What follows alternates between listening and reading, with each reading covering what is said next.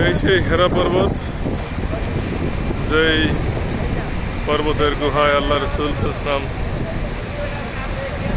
ধ্যানে বসতেন এবং ধ্যানে বসতে বসতে এক সময় আল্লাহ রসুলের উপর যে কুরআন নাজিলের যে প্রথম সূরা আয়াত, সূরা আলাকের যে প্রথম 5টি আয়াত এই সেই পর্বতে নাজিল হয়েছিল।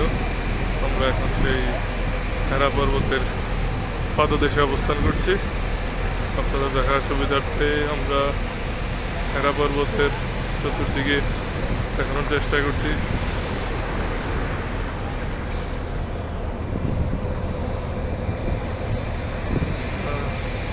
অনেক উঁচু একটা পাহাড়, এখান থেকে উঠতে নামতে মোয়াল্লেম সাহেবের তথ্য অনুযায়ী উঠতে নামতে এখান থেকে 3 থেকে 4 ঘন্টা সময়ের প্রয়োজন। খুব সকালে এসে হালকা কিছু নাস্তা পানি খেজুর নিয়ে এখানে উঠে তারপর নামতে মোয়াল্লেমের ভাষ্য অনুযায়ী 3 থেকে 4 ঘন্টা সময়ের প্রয়োজন।